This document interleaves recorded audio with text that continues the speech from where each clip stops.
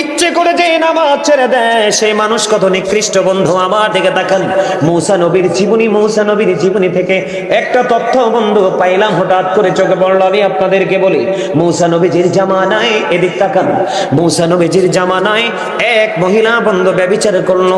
ব্যভিচারের মধ্যে তার গর্ভে সন্তান চলে আসলো। গর্ভে যখন সন্তান চলে আসলো, সন্তানটা মায়ের পেটে পরিপূর্ণ পুক্ত হয়ে গেল, মানে পরিপূর্ণ হয়ে গেল। হওয়ার পরে বাচ্চাটা পৃথিবীতে আসলো।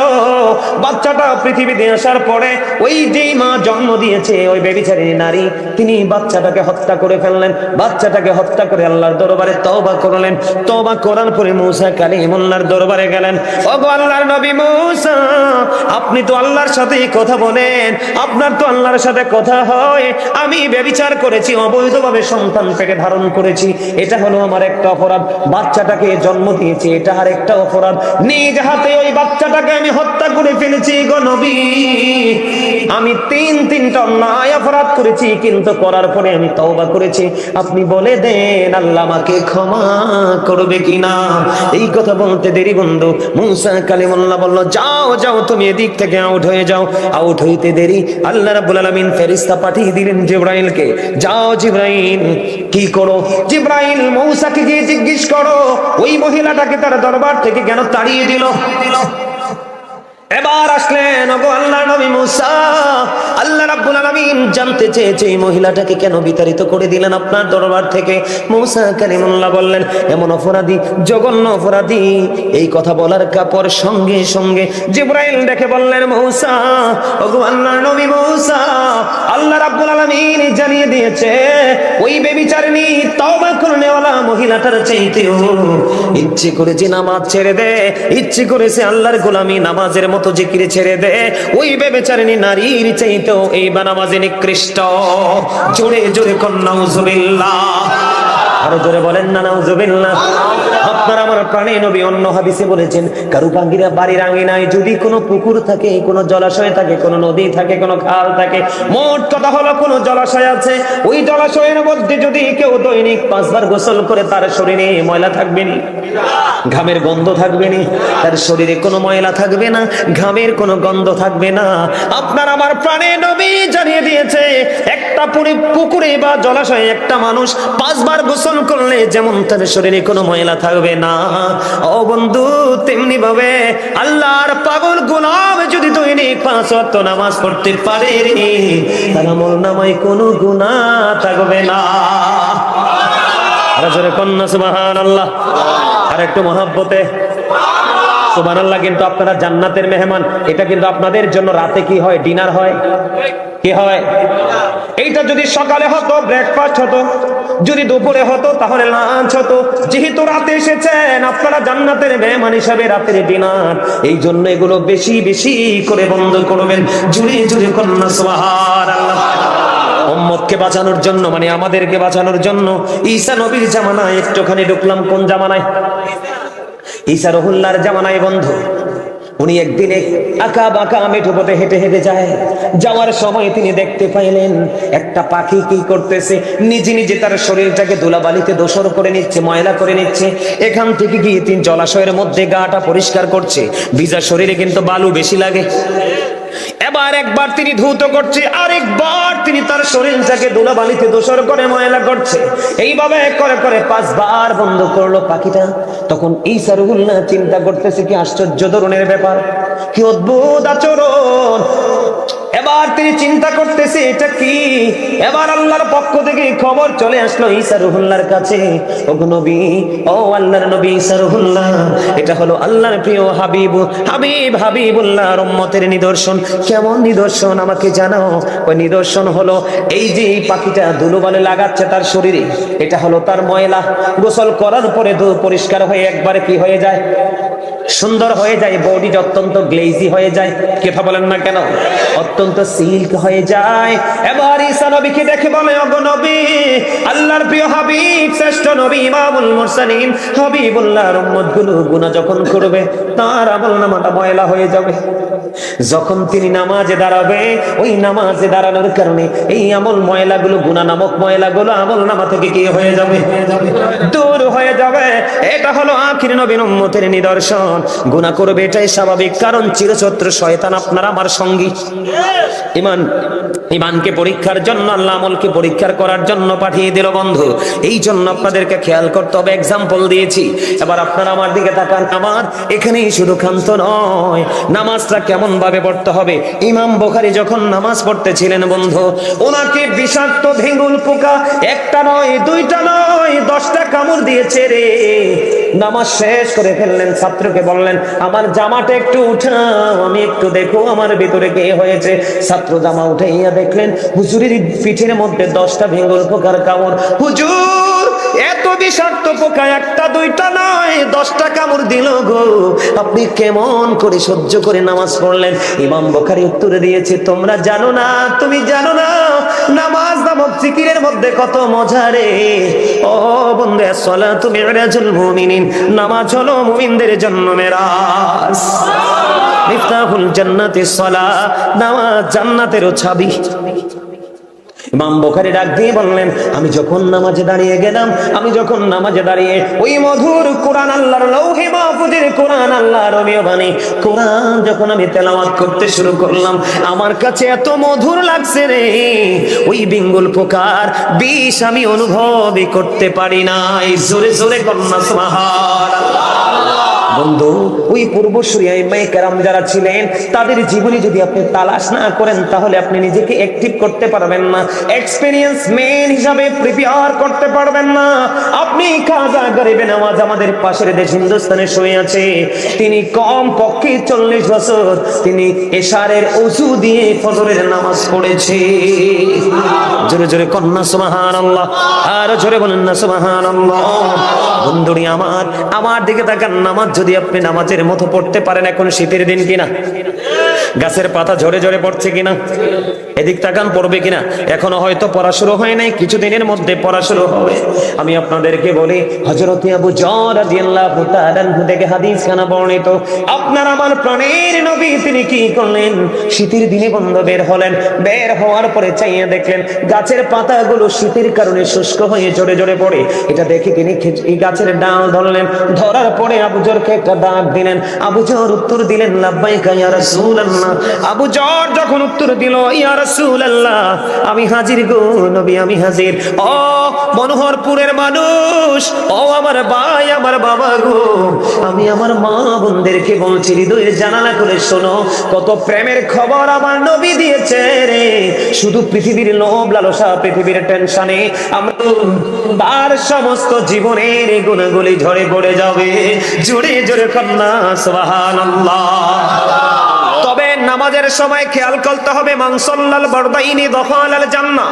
আমার নবীজি জানিয়ে দিয়েছে, যে ব্যক্তি শীতল সময়ের 2 ওয়াক্তের নামাজ পড়বে, শীতল সময় ঠান্ডা সময়ের 2 ওয়াক্তের নামাজ পড়বে রে, তার জন্য বরাদ্দ জান্নাত, সে জান্নাতে থাকবে।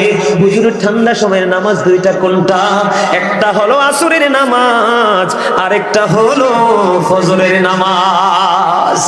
জোরে জোরে কন্যা সুবহানাল্লাহ। বন্ধুরে আমার, এখনকার ছেলেরা বন্ধু ফরজ পড়ে মোনাজাত করে না, মোনাজাত করলেও সুন্নাত নফল পড়ে না, ঠিক না বে ঠিক? কারণ তারা বন্ধু কাঠ মোল্লাদের কথা শুনে। কোন মোল্লা? কানে কানে কথা কইলে আমি ডরাই, বুঝছেন নি চাচা? কানে কানে কথা কোন চাইতো নাই, চলে গেলে কইয়েন ব্যাকে মিলি। ওয়াজটাকে খারাপ লাগে না মজা লাগে? আরে যেরকম মজা লাগে, মজা লাগে, হ্যাঁ? তাইলে একটা গজল গাই, নাইলে তো হক আদায় হইতো না। নবীর প্রেম আর ছোট্ট করে, ছোট্ট করে, একবারে ছোট্ট করে পাইলে আমার সাথে পারলে সুর দিবেন, একটু পরে আবার আলোচনাটা করবো। আমার দৌড়াইতেছি দ্রুত গতিতে।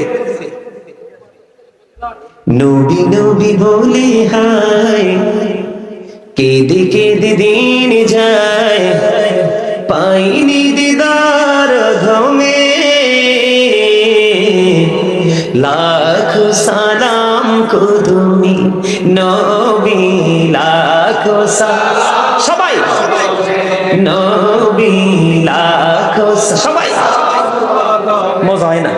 নবী নবী বলে হায়, কেঁদে কেঁদে দিন যায়, পাইনি দিদার ধমে, লাখো সালাম কুদুমি নবী, লাখো সালাম কুদুমি।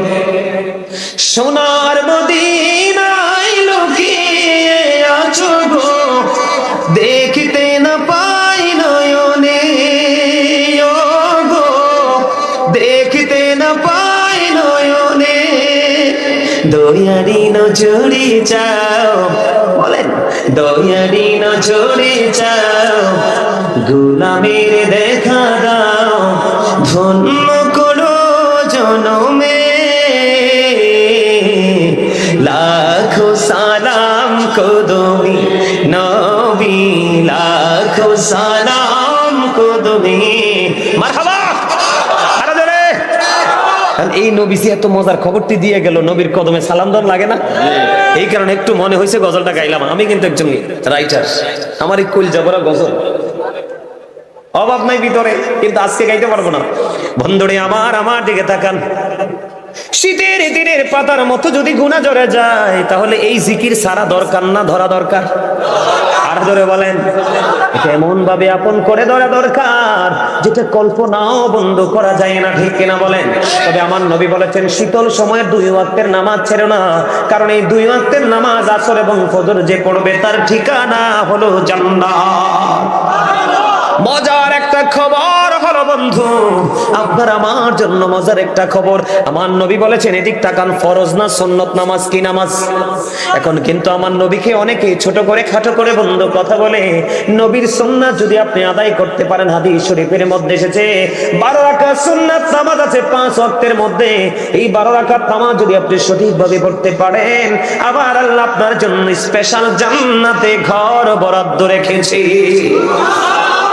বলে হুজুর, এই 12 রাকাত সুন্নাত নামাজ কোনটা? এদিক তাকান, ফজরের নামাজে ফরজের আগে 2 রাকাত সুন্নাত, জোহরের নামাজে বন্ধু প্রথম 4 রাকাত সুন্নাত, জামাতের পরে ফরজের পরে 2 রাকাত সুন্নাত, হয়ে গেল কত রাকাত? 8 রাকাত। মাগরিবের ফরজের পরে 2 রাকাত সুন্নাত, এশারের জামাতের ফরজের পরে 2 রাকাত সুন্নাত। এই 12 রাকাত নামাজ না সুন্নাত নামাজ সঠিকভাবে যদি পড়তে পারো গো, তোমার ঠিকানা হলো বন্ধু জান্নাত। জোরে জোরে সুবহানাল্লাহ, আরো মহাব্বতে বলুন না সুবহানাল্লাহ। নামাজ ধরার দরকার আছে না ছাড়া দরকার? আরো জোরে বলেন। আমাদের এই জগতের ছেলেরা যারাই নামাজ পড়ে, কি প্যান্ট পরে নামাজে যায়? জিন্স প্যান্ট পরে। জিন্স প্যান্টটা কি হারাম না হালাল একবার খবর নিছেননি? মুখস্থ বললেন না, খবর নিছেননি? এদিকে তাকান, আমি বন্ধু আল্লাহ রাব্বুল আলামিন কোরআনে বলেছেন, নারীর যেমন ফরজ ফরজ, পুরুষেরও তেমন ফরজ ফরজ। লিবাসুত তাকওয়া যালিকা খায়র, আল্লাহর কাছে সবচেয়ে উত্তম পোশাক হলো তাকওয়ার পোশাক। যেই পোশাকটা আপনার আমার জন্য, ইমানদারের জন্য বন্ধু ফরজ, উপর দিয়ে থাকবে নাভি বরাবর, নিচে দিয়ে থাকবে টাকনুর উপরে, এই কন্ডিশনে পোশাক পরা একজন ইমানদার পুরুষের জন্য ফরজ। লুঙ্গি হোক, প্যান্ট হোক, পায়জামা হোক, ট্রাউজার হোক, যেটাই হোক বন্ধু। অনেক মুরব্বীরা দেখে রাস্তায় লুঙ্গি যখন পরে হাঁটে, মনে হয় যেন রাস্তা ঝাড়ু দিচ্ছে, আছে না নাই? কথা বলেন না কেন? আপনারা আজকে শুনে রাখেন, আমার নবী, এদিক তাকান, আমার নবী মসজিদের মধ্যে অবস্থান করতেছে। হঠাৎ করে একজন ব্যক্তি এসে, বন্ধু হাদিস শরীফের মধ্যে এসেছে, একজন ব্যক্তি এসে নামাজের নিয়ত করে ফেললেন। নবীজি দেখলেন, দেখে বললেন, তুমি ওযু করে আসো। তিনি ওযু করতে গেলেন, আবার ওযু করে এসে নামাজের নিয়ত বাঁধলেন। নবীজি বললেন, তুমি ওযু করে আসো। আবার তিনি এসে বন্ধু নামাজের নিয়ত বাঁধলেন। নবীজি বললেন, তুমি ওযু করে আসো। একবার নয়, 2 বার নয়, 3 বার। একজন প্রশ্ন করলেন, ইয়া রাসূলুল্লাহ, ইয়া হাবিবাল্লাহ, নবী গো, ও নবী বারবার কেন বলছেন ওযু করে আসার জন্য?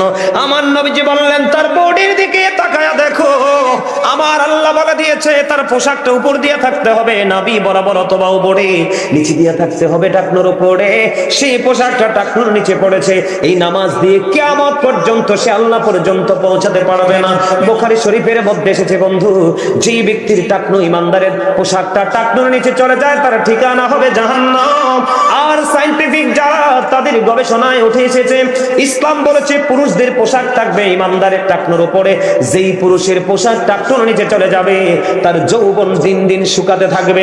এখন দেখবেন ম্যাক্সিমাম ছেলেদের চেহারা ময়লা স্তূপে থাকা বোতলের মতো। কি বল কইছি? আমি তো ময়লার স্তূপগুলো দেখি বোতলগুলোর মতো, তাদের চেহারা দেখলে বন্ধু ইয়াং যে 15-20 বছর 25 বছরের তাগড়া জোয়ান কেউ বলবে না, কারণ তাদের ইসলামের কোনো রং নেই। মনে রাখতে হবে, Islam is not only a religion but also complete code of life. পরিপূর্ণ এবং পূর্ণাঙ্গ জীবন ব্যবস্থাটা ইসলামের মধ্যে রয়েছে, কারণ ইসলামটা আল্লাহর মনোনীত। ইন্না দীনা ইনদাল্লাহিল ইসলাম। ঠিক কি না বলো? এবার আসেন বন্ধু, হাদিস শরীফের মধ্যে এসেছে আল্লাহ 3 শ্রেণীর মানুষকে দয়া করবে না, ক্ষমা করবে না, মায়া করবে না। ও বন্ধু, এই 3 শ্রেণীর মানুষের মধ্যে হাদিস শরীফের মধ্যে এসেছে প্রথম যে ব্যক্তিটার নাম এসেছে, ওরা হলো দুনিয়ায় অহংকার করে করে টাকনোর নিচে ঝুলাইয়া ঝুলাইয়া পোশাক পরেছে। নাউজুবিল্লাহ বলেন না কেন? আরো জোরে বলেন।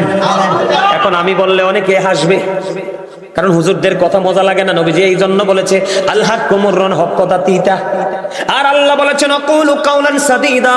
আল্লাহ বলেছেন সে দা রাইট থিং, সত্য কথা বলো, সঠিক কথা বলো।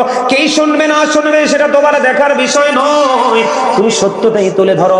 আমি আজকে বলে গেলাম এই মাহফিলকে সাক্ষী রাখে, ওয়াল্লাহি ওয়াল্লাহি ওয়াল্লাহি, আপনি যদি আজকের পর থেকেও যদি এই জিন্স প্যান্ট পরে নামাজ পড়েন, আপনি নামাজ পড়তে পারবেন, আল্লাহর দরবারে আপনার নামাজ কবুল হবে না। তার কারণ হলো আমি নিজের চোখে দেখেছি, আপনাদের চোখে পড়ছে কিনা জানি না। আগামী দিন থেকে আপনারা খেয়াল করবেন, একটা ছেলে যখন জিন্স প্যান্ট পরে রুকুতে যাবে, পিছনের কাতার থেকে 100% আরেকটা ছেলে তার লজ্জাস্থান দেখতে পাবে। কথা বলেন না কেন? ঠিক না বলেন? এই জন্য নবীজি বলে দিয়েছেন লম্বা জামা পরে নামাজ পড়ো। আরেকটা হলো বন্ধু, জুম্মার দিনে অনেকে দেখি টকটকে লাল গেঞ্জি পরে যায়, টকটকে লাল পাঞ্জাবি পরে যায়, শার্ট পরে যায়। আল্লাহর হাবিবকে এক ব্যক্তি দুইটা সালাম দিয়েছে, নবীজি তার সালামের জবাব দেয়নি। কেন নবীজি তার সালামের জবাব দিলেন না? কারণ তার পরনে ছিল লাল টকটকে লাল রঙের 2টা জামা। আমার নবীজি বলে দিয়েছেন হাদিস শরীফের মধ্যে এসেছে, ইমানদার পুরুষের জন্য একেবারে টকটকে লাল জামা পরা মাকরুহে তাহরিমি, এটা হারামের অন্তর্ভুক্ত। জুড়ে জুড়ে কন্যা নাউজুবিল্লাহ। আপনারা কি আমার কথা বুঝতে পারছেন? এবার আপনারা মনে মনে বলবেন, হুজুর আপনি ওয়াজ করে যান, আমরা জিন্স প্যান্ট পরা ছাড়বো না, নিচের দিক দিয়ে টাকনোর উপরে বটে তুলে ফেলবো, মেনে নিলাম। কিন্তু আল্লাহ তো শর্ত দিয়েছে আপনাকে 2টা। কয়টা? উপর দিয়ে থাকতে হবে নাভি বরাবর। আপনি হাজার চেষ্টা করলেও উপর দিয়ে নাভি বরাবর তোলা সম্ভব নয়, কারণ এটা জন্মই হয়েছে ছোট্ট হয়ে। কি হয়ে? ছোট্ট হয়ে জন্ম হয়েছে। প্যান্ট পরার অভ্যাস, অফিসিয়াল জব করেন, পিক বানায়া প্যান্ট পরবেন। বন্ধু আমি আপনাদেরকে মনে করাই দেই, মুসলমানের জন্য মুখের দুর্গন্ধ দূর করার জন্য নবীজি দিয়েছেন মেসওয়াক। বেঈমানেরা ব্রাশ আবিষ্কার করে মেসওয়াককে হত্যা করে ফেলেছে। মুসলমানের আনাচে কানাচে বাড়ি গড়েছিল, ফুরকানিয়া মাদ্রাসা, বাচ্চারা মক্তবে যেত। বেঈমানেরা কৌশল করে কিন্টার গার্ডেন আপনার বাড়ির আঙিনায় ঢুকাইয়া ফুরকানিয়া মাদ্রাসাকে হত্যা করে ফেলেছে। কথা কন না কেন? আর আপনার ছেলেদের কাছে এই পোশাক কিন্তু ইহুদিদের আবিষ্কার। এই জিন্স প্যান্ট অসভ্য নারীদের পাতলা পোশাক, যেই নারী পোশাক পরার পরেও তার অঙ্গ দেখা যায়, রাসূল বলেছেন সেই নারী ল্যাংটা। জোরে কন্যা নাউজুবিল্লাহ। যেই পুরুষ পোশাক পরার পরেও তার লজ্জাস্থান দেখা যায়, সেও ল্যাংটা, সেও উলঙ্গ, সেও শৃঙ্খল, সে নিজেও শৃঙ্খল হয়ে গেছে, আরেকজনকে শৃঙ্খল বানানোর চেষ্টা করছে। এই জন্য বলতেছি, নামাজ আপনি দোকানে যেমনি থাকেন, মাহফিলে এমনি আসলে আপনি দোকান আর মাহফিলের মধ্যে পার্থক্য করতে পারলেন না, স্পেশাল সম্মান দিতে পারলেন না। আপনি যদি স্পেশাল সম্মান দিতে না পারেন, আপনি সম্মান পাবেনও না। আমি আজকে আপনাদেরকে বলে যাই, আজকের আলোচনা শুনে অসভ্য পোশাকটা ডিলিট করে দিবেন চিরদিনের জন্য। কিসের জন্য? চিরদিনের জন্য ডিলিট করে দিবেন। আমার নবী বলেছে, পৃথিবীর বুকে যদি তোমরা কোরআন হাদিসের বিধান মেনে পোশাক পরো, তোমাদেরকে কাল হাসুরের দিন আল্লাহ রাব্বুল আলামিন বিভিন্ন রকমের জান্নাতি পোশাক তোমাদের সামনে তুলে ধরবে। তোমরা যেটা মন চায় সেটাই তোমরা গ্রহণ করতে পারবে। আর যদি তুমি অহংকার করে করে অসভ্য পোশাক পরো, তোমার ঠিকানা হবে কোথায়? জাহান্নাম। কোথায়? দাদা ভাই আমারটা একটু ফাস্ট আছে, কটা বাজে দেখেন তো? 35 বাজে। আমার সময় আর বেশি নেই। তাহলে ওযু করতে হবে সঠিকভাবে।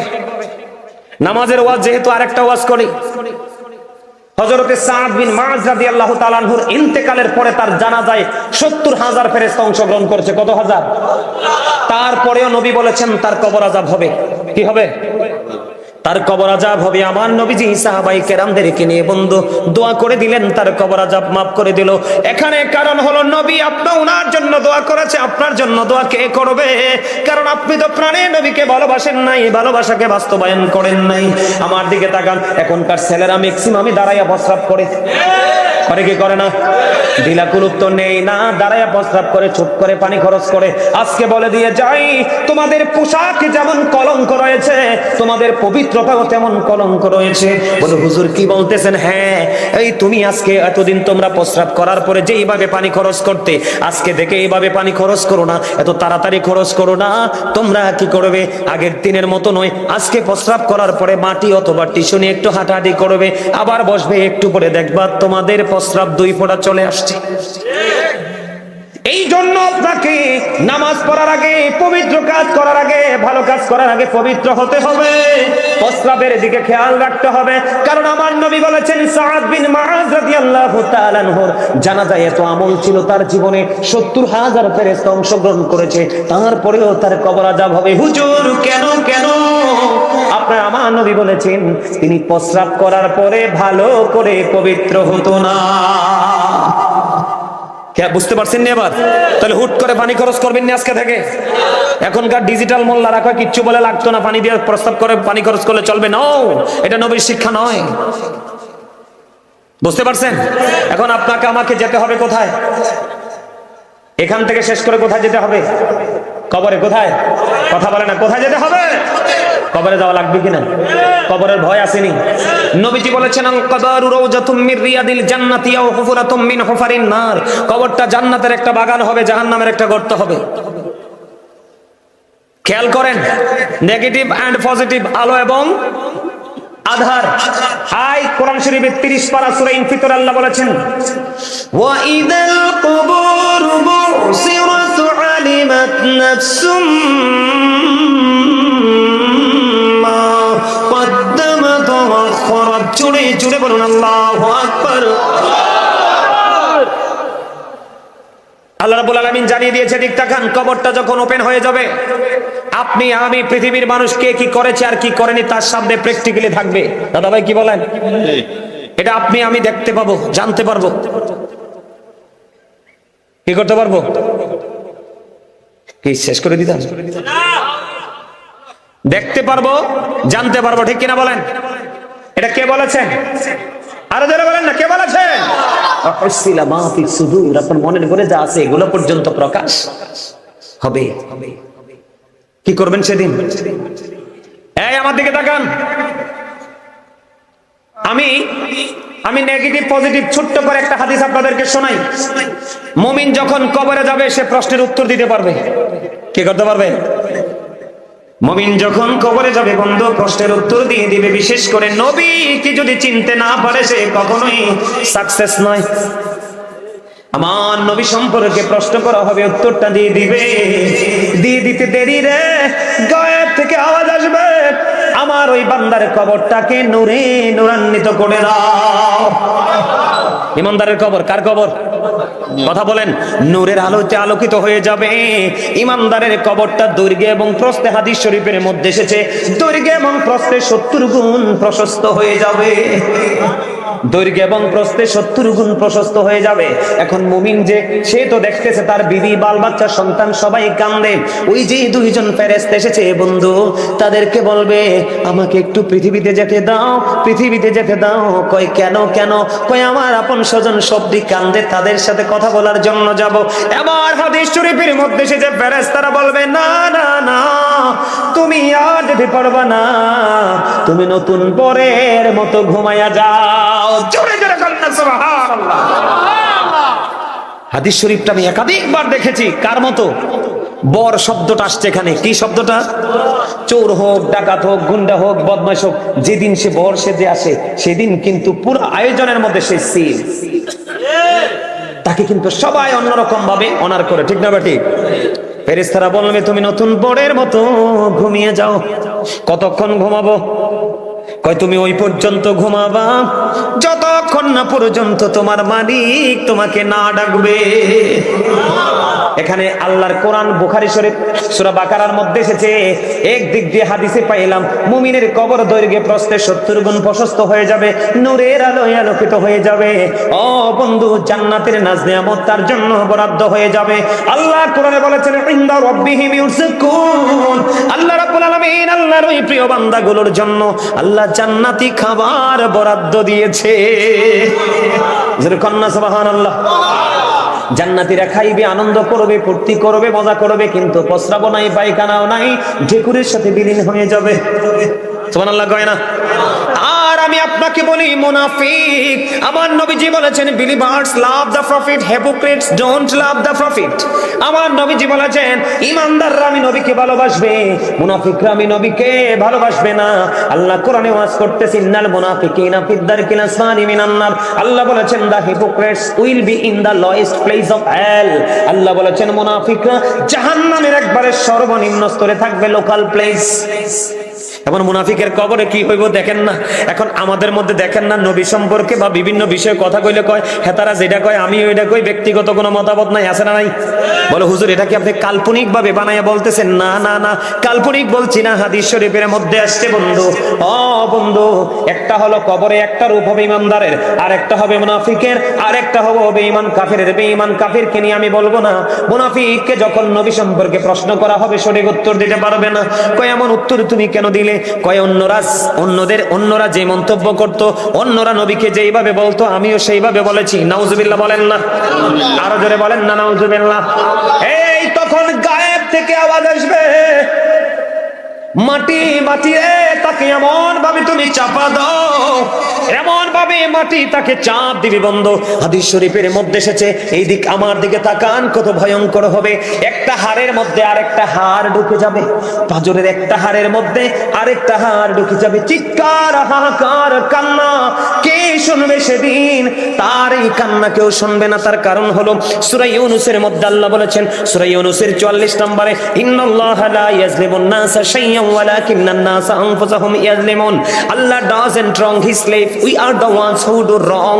আল্লাহ বলেছেন আল্লাহ বান্দার উপর জুলুম করে না, অত্যাচার করে না, বান্দা নিজের উপর অত্যাচার করে। বুঝেন অবস্থাটা কেমন হবে?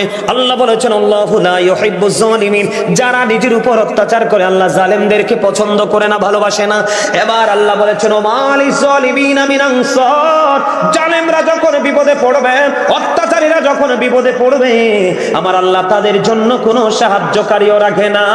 জুরি জুরি কন্না নাউজুবিল্লাহ। মুনাফিক কিন্তু বড় ডেঞ্জারাস, বেঈমান থেকেও খারাপ। আমার দাদাকেও বলবে হ্যাঁ, এই ওনাকেও বলবে হ্যাঁ, আমাকেও বলবে হ্যাঁ। মুনাফিকের জীবনে না নাই, তবে আমি সিমটমটা দেখায়া দেই বন্ধু।